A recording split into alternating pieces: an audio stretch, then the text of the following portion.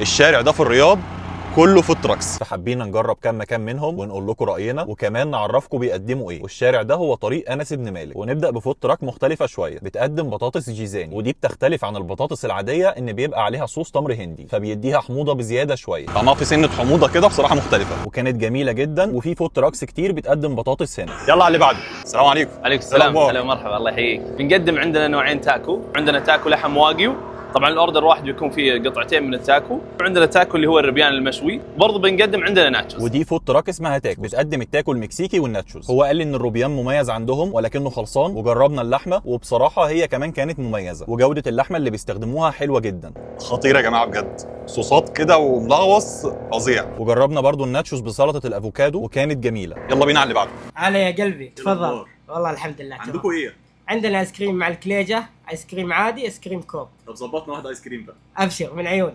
ايس كريم بالكليجه اهل القصيم. ودي فود تراك بتقدم ايس كريم مختلف شويه، بتبقى البسكوته بتاعتها كليجه، واللي ما يعرفش الكليجه فهي مخبوزات اصلها قصيم، وكانت جميله من حلاوتها وقعت على الهدوم بتاعتنا بهدلتها. حلوه جدا والله يا جماعه.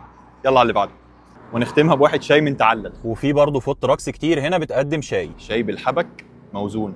كده الفيديو خلص. عايز اقول لكم ان الشارع كله عباره عن فود تراكس، فاحنا يمكن جربنا 4 اماكن منهم بس، وانا اكلت اكل هنا يا جماعه يمكن من فود تراكس بس والله ينافس مطاعم ومطاعم تقيله كمان. في النهايه هطلب منكم طلب بسيط يمكن ما طلبتوش قبل كده، شيروا الفيديو ده يمكن يكون في مصدر رزق ليكم.